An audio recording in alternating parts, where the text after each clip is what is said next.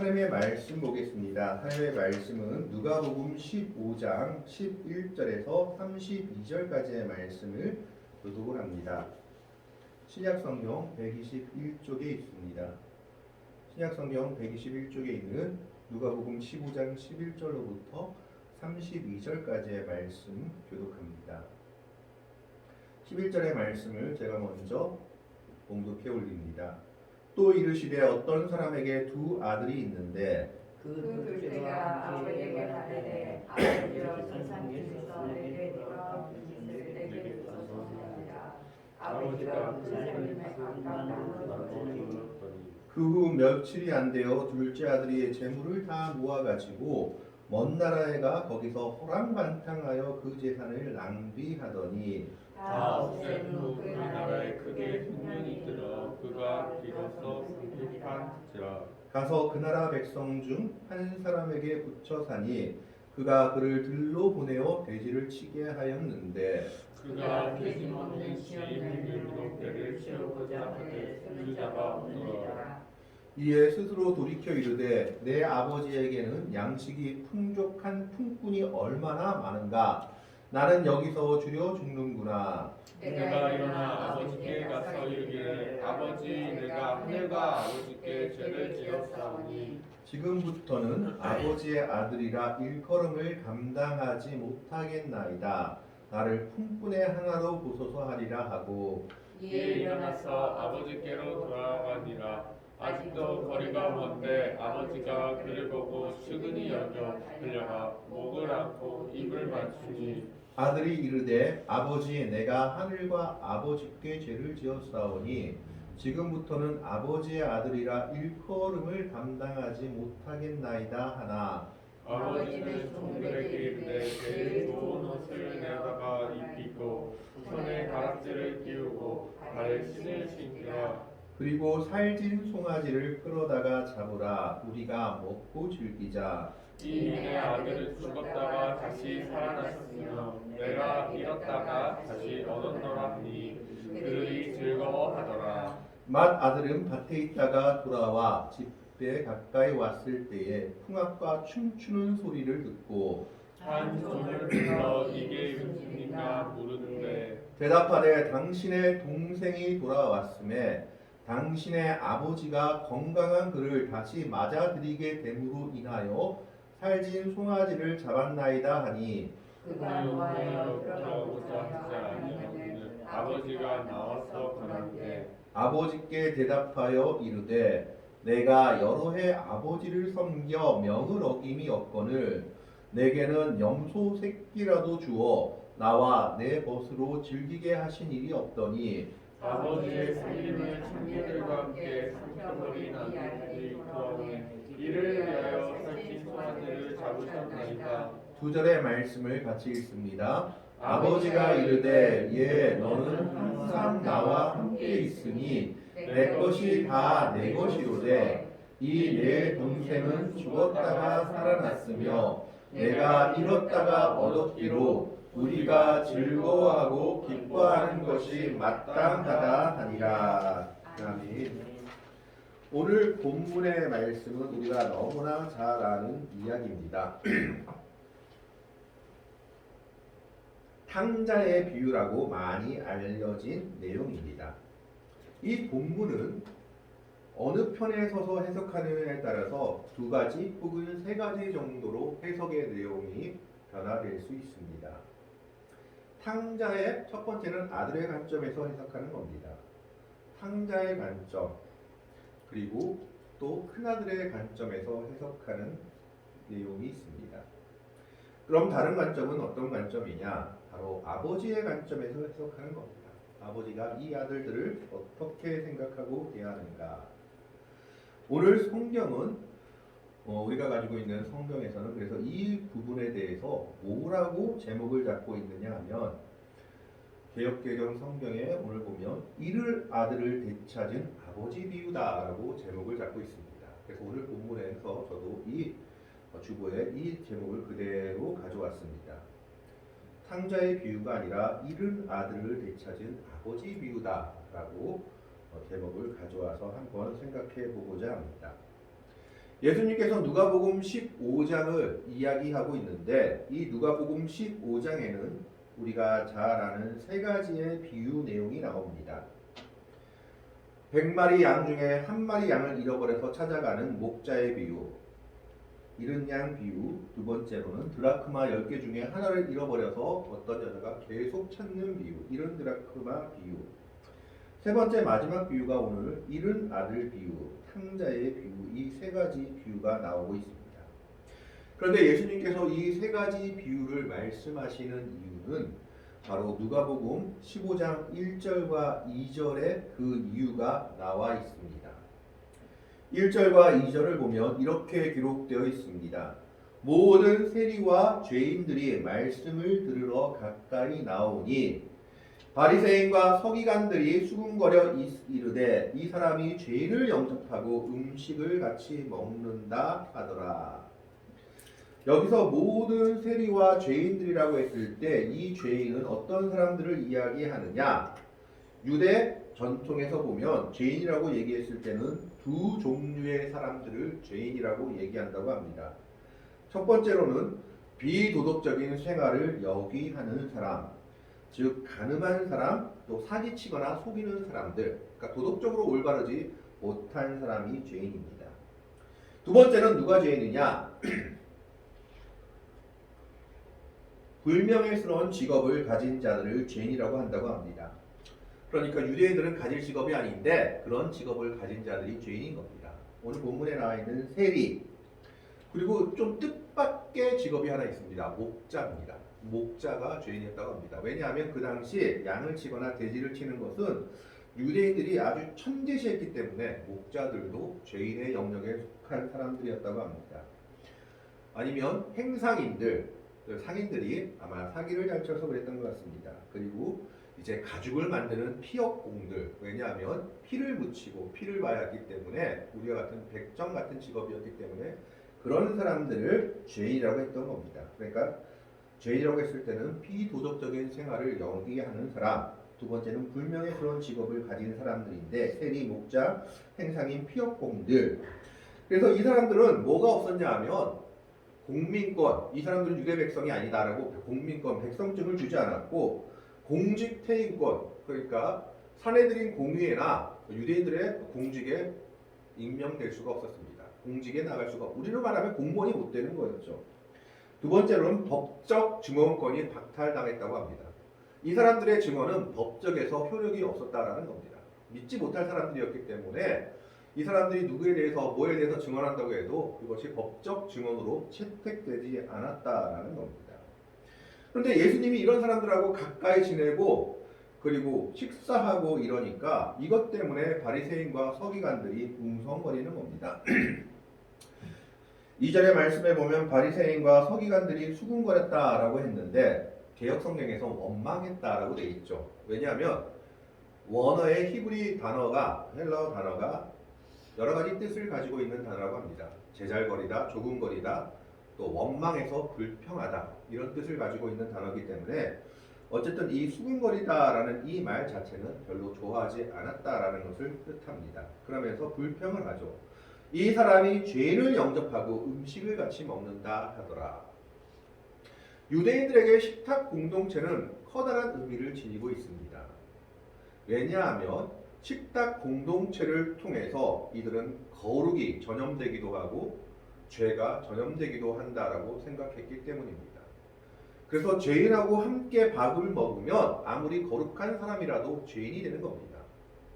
그렇기 때문에 예수님이 이 사람들하고 메시아로 오는 사람이, 랍비라고 불리는 사람이 세리와 죄인들이 같이 밥을 먹는다는 것이 이해가 안 됐던 겁니다.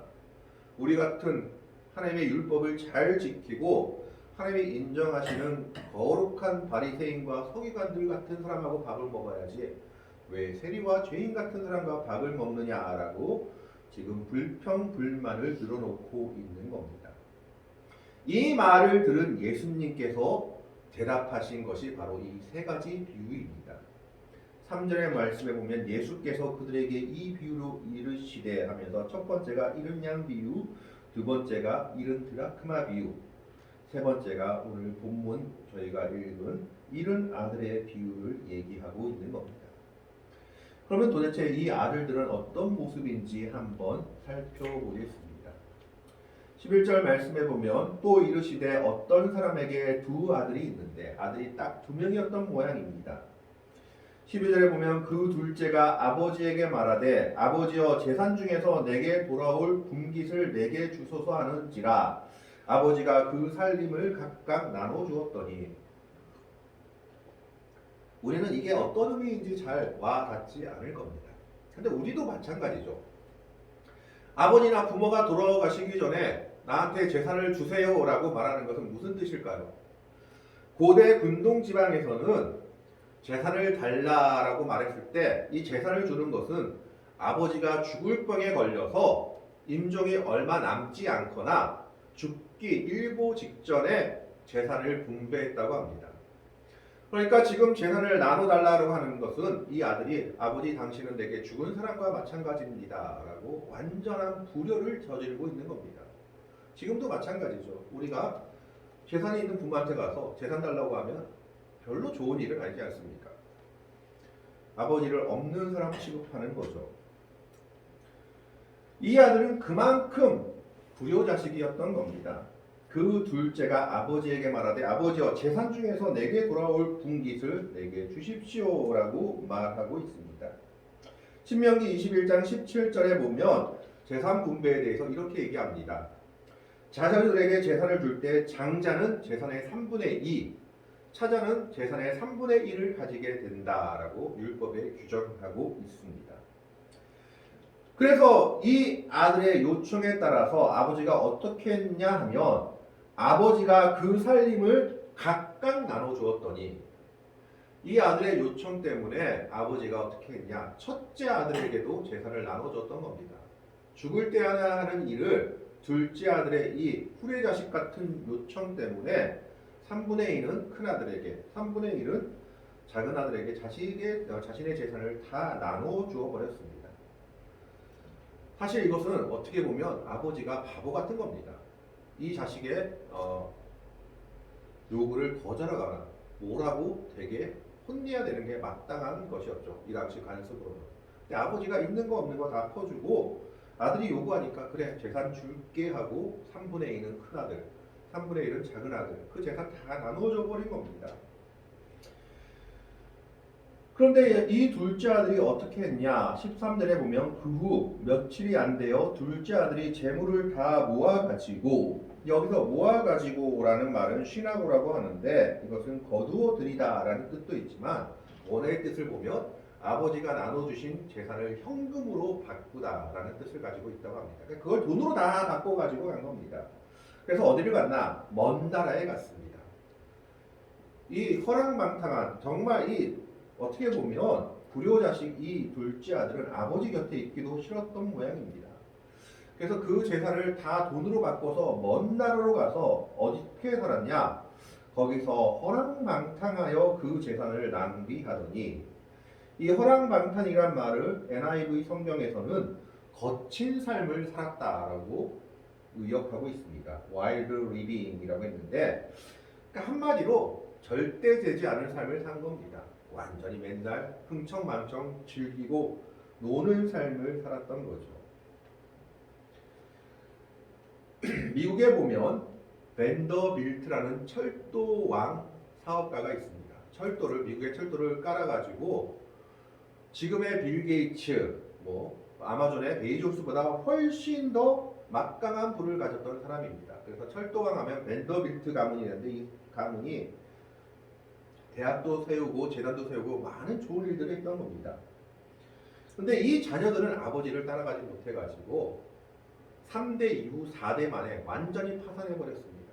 왜냐하면 3대째부터 이 손자 때부터 어떻게 했냐 맨날 요트 타고 화롭게 뭘 했냐 하면 파티만 즐기다가 1970년 4대 때는 이 가문이 완전히 파산해서 미국에 파산 신청을 해서 이것이 한때 큰 뉴스가 된 적이 있습니다. 아무리 큰 재산이라 할지라도 그냥 허랑방탕하게 살다 보면 순식간에 없어진다라는 것을 역사가 보여주는 것이죠. 바로 이런 삶을 둘째 아들이 살았던 겁니다. 그런데 재산이 다 떨어진 이후에 더 큰 일이 생겼습니다. 14절 말씀에 보면 다 없앤 후 그 나라에 크게 흉년이 들어 그가 비로소 궁핍한지라. 다 없앤 후에도 그 재산 때문에 사귀었던 친구들 때문에 살았는지 어느 정도를 살았던 모양입니다. 그런데 더 큰 일이 하나 찾아옵니다. 무슨 일이 찾아왔냐? 흉년이 들으니까 아무도 그를 이제 도와주는 사람도 찾는 사람도 없었던 겁니다. 굶어 죽게 생긴 것이죠. 비로소 궁핍한지라. 그래서 그가 무엇을 했느냐? 15절에 보면 가서 그 나라 백성 중 한 사람에게 붙여 사니 그가 그를 돌로 보내어 돼지를 치게 하였는데, 여기서 그 나라 백성 중 한 사람이라고 했을 때는 유대인을 의미하는 것으로 보입니다. 흩어진 유대인들, 디아스포라 유대인들인데 이 유대인인데 좋은 유대인을 만난 것 같지는 않습니다. 왜냐하면 그에게 돼지를 치게 했기 때문입니다. 유대인들은 유대인을 종으로 삼지 않습니다. 율법이 그렇죠. 설사 삼는다 할지라도 7년이나 또 아니면 희년에는 반드시 놓아줘야 됩니다. 그것이 율법이었습니다. 그런데 그 나라 백성 중 한 사람에게 갔는데 자기가 돈을 벌고 싶고 칠 수는 없으니까 네가 돼지를 치라 해서 돼지를 치게 만들어 버린 겁니다. 악한 사람을 만난 거죠. 심지어 공국도 잘 안 주고 먹는 것도 잘 안 주었는지 그가 돼지 먹는 쥐염 열매로 배를 채우고자 했을 그 쥐염 열매도 주는 자가 없었다라고 기록하고 있습니다. 이 쥐염 열매가 무엇인지 잘 나와 있지는 않지만 근동지방 쪽에서 잘 나는 열매로 사람이 먹는 것은 아니고 주로 동물의 사료로 쓰이는 열매였다고 합니다. 한마디로 말하면 개밥, 돼지밥 같은 그런 것들이었죠. 근데 그가 먹을 것이 없으니까 그것까지 먹으려 했는데 그것도 주는 자가 없고 돼지 먹는 걸로 다 들어갔던 겁니다. 이때 그가 깨닫는 게 하나 있습니다. 17절의 말씀에 보면 이에 스스로 돌이켜 이르되, 이 돌이켜라는 말은 원어에 보면 자신에게로 돌아왔다라는 뜻을 가지고 있습니다. 한마디로 이야기하자면 정신 차린 겁니다. 재산이 없어질 때까지 정신을 못 차리고 있다가 언제 정신 차렸냐? 돼지 칠 때까지도 정신 못 차리다가 이제 쥐염 열매까지 없어서 굶어 죽게 생기니까 그제야 정신이 번쩍 든 겁니다. 그러면서 아버지 생각을 합니다. 내 아버지에게는 양식이 풍족한 품꾼이 얼마나 많은가. 나는 여기서 줄여 죽는구나. 아버지께 돌아가는 것이 살 길이다라는 것을 깨닫게 된 것이죠. 그래서 18절에 이렇게 얘기합니다.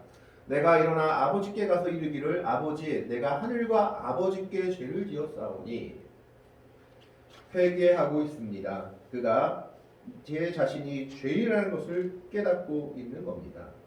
아버지께는 모든 것이 넉넉하다라는 것을 기억하고 있는 겁니다. 그래서 돌아가기를 마음먹습니다. 그런데 차마 아들은 안 되겠고 하인이 하나라도 써달라고 부탁해야겠구나라고 생각하는 겁니다. 19절에 지금부터는 아버지의 아들이라 일컬음을 감당치 못하겠나이다. 나를 품꾼의 하나로 보소서 하리라 하고. 어떻게 보면 이 아들은 좀 뻔뻔하죠. 아버지를 죽은 사람 취급하고 그것도 싫어서 먼 데 가서 살다가 이제 죽게 생기니까 다시 아버지께 가야겠구나. 그런데 내가 아들은 도저히 될 수 없고 아버지가 나를 받아줄 것 같지도 않지만 하인이라도 좀 써달라고 애걸해보자 라고 생각하고 살려고 돌아가는 겁니다.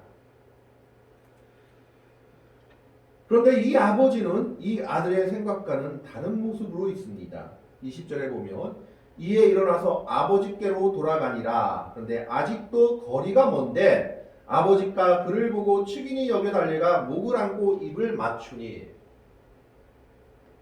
아직도 거리가 먼데 아버지가 맞다라는 것은 무엇을 의미할까요? 아버지는요, 날마다 이 아들을 기다리고 있었다라는 것을 보여주고 있는 겁니다. 혹시나 저제나 올까 기다리고 있었다라는 겁니다. 원래대로 하자면은 이건 누가 해야 되는 일이냐 하면 형이 해야 되는 일이었습니다. 동생이 실종이 되었다, 동생이 보이지 않는다 그러면 유대의 관습에 따르면 형이 그 가족을 찾아야 했습니다. 아버지의 재산을 받았기 때문에 형이 그 가족을 찾고 그 가족이 어떻게 되는지 알아봐야 되는데 형은 일절 관심이 없었던 것이죠. 아버지는 자기가 어떻게 하지도 못하고 날마다 이 아들이 혹시나 올까 기다리고 있었던 겁니다. 그래서 아들이 저 먼데도 아들이 오는 것을 알아보고 어떻게 합니까? 그를 보고 측은히 여겨. 이 괘씸한 자식 이런 생각이 전혀 없는 겁니다. 불쌍한 생각만 드는 거죠. 달려가 목을 안고 입을 맞추니 이 입을 맞춘다라는 것을 원어에 보면 한 번 입 맞춤이 아니라 여러 번의 입 맞춤입니다. 아버지가 먼저 관계를 회복시키고 있는 것이죠. 우리가 여기서 주목해 볼 것이 있습니다.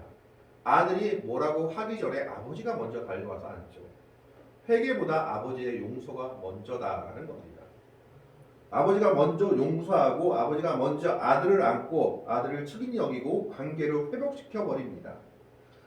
그런데 아들은 아직 그게 무슨 뜻인지 이해하지 못하고 아버지께 회개하죠. 21절에 보면 아들이 이르되 아버지 내가 하늘과 아버지께 죄를 지었사오니 지금부터는 아버지의 아들이라 일컬음을 감당치 못하겠나이다 하나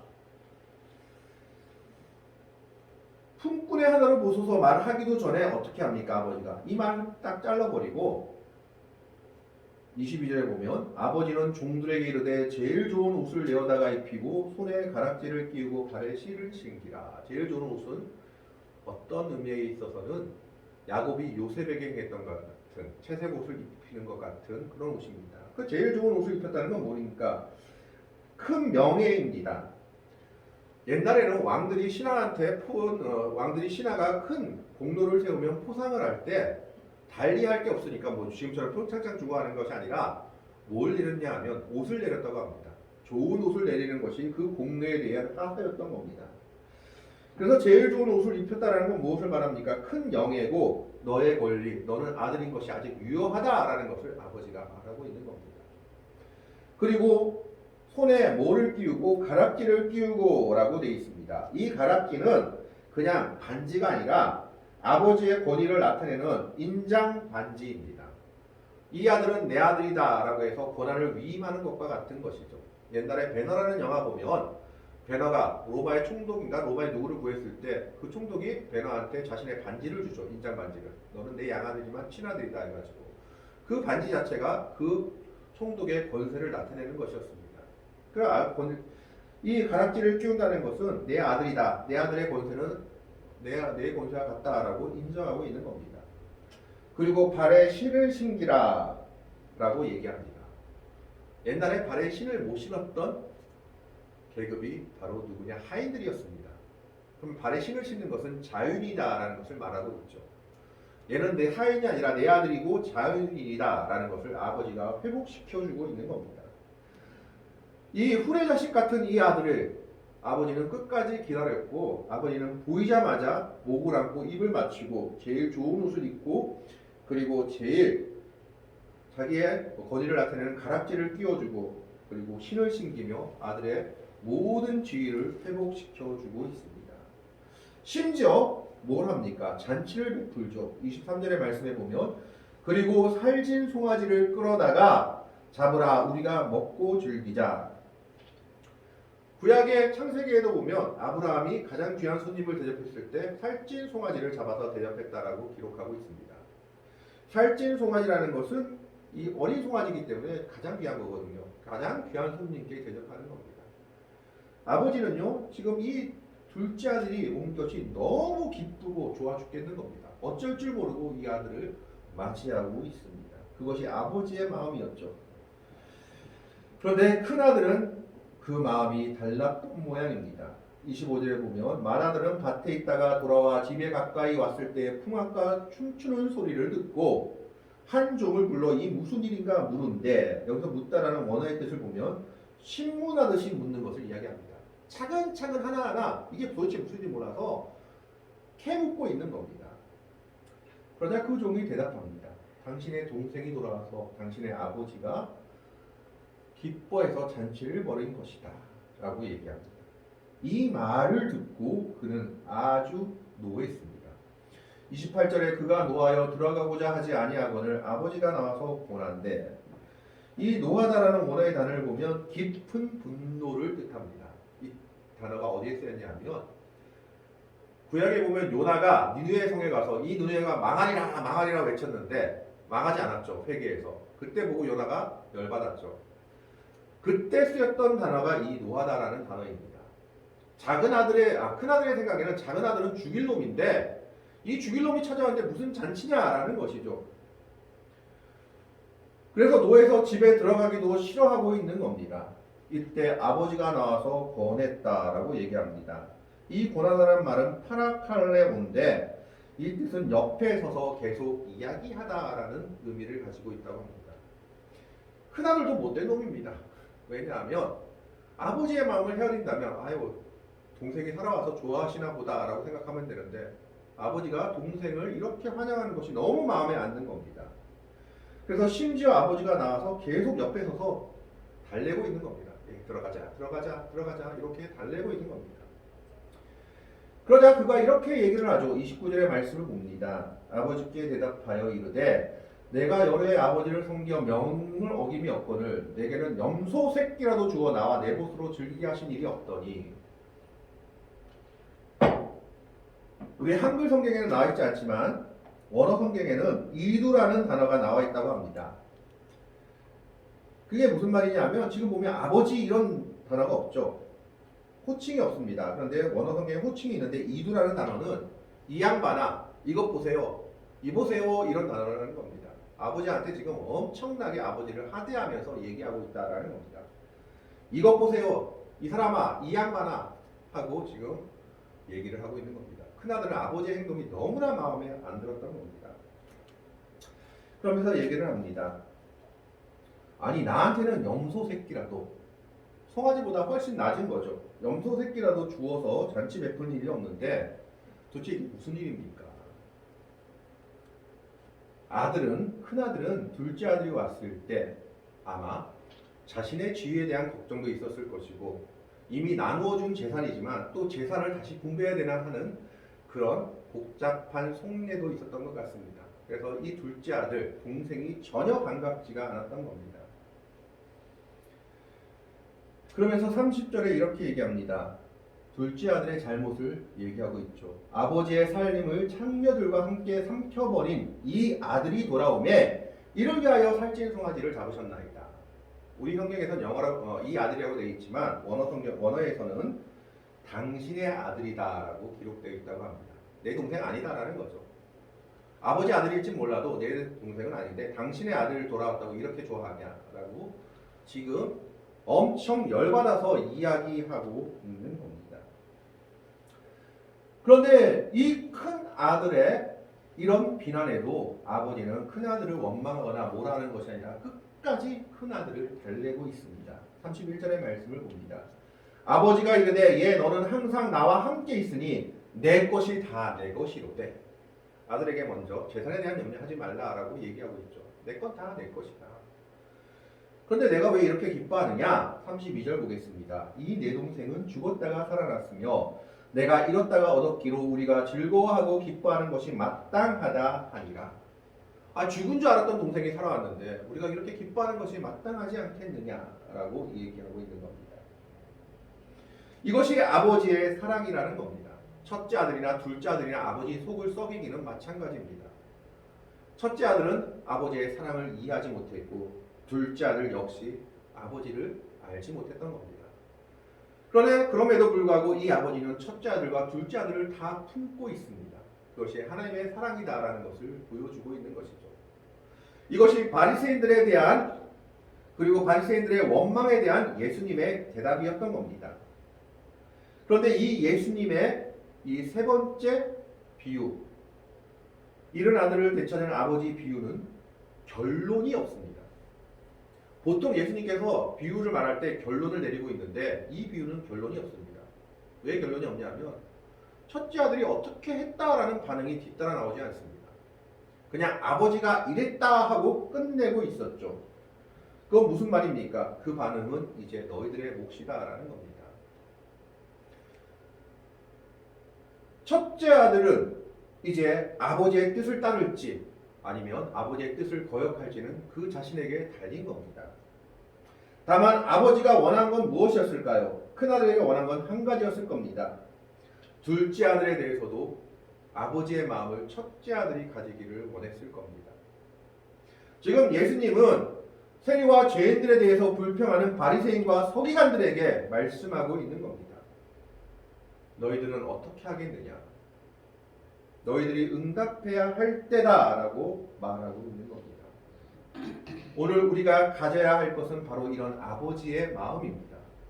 예수님은 이 비유에서 형의 반응을 이야기하지 않고 결론 없이 끝내버립니다. 그 결론은 우리들의 몫이라는 겁니다. 세리와 죄인들에 대해서 바리새인과 서기관들 너희들은 어떻게 할 것이냐? 아버지가 이렇게 하고 있는데 이 둘째 아들 같은 세리와 죄인들을 너희는 어떤 마음으로 바라볼 것이냐? 이제 너희가 결단하고 나아가고 살아가야 할 것이다 라는 겁니다. 오늘 우리가 가져야 할 것은 바로 이런 아버지의 마음입니다. 남을 원망하고 비판하고 정죄하는 마음이 아니라 아버지같이 둘째 아들, 정말 후레자식 같은 이런 아들의 행동에도 불구하고 날마다 아들을 기다리고 사랑하고 안아주는 이 마음이 하나님의 백성들에게 필요하다라는 겁니다. 첫째 아들은 둘째 아들을 자신의 동생으로 받아들이지 못하고 아버지한테도 비양됩니다.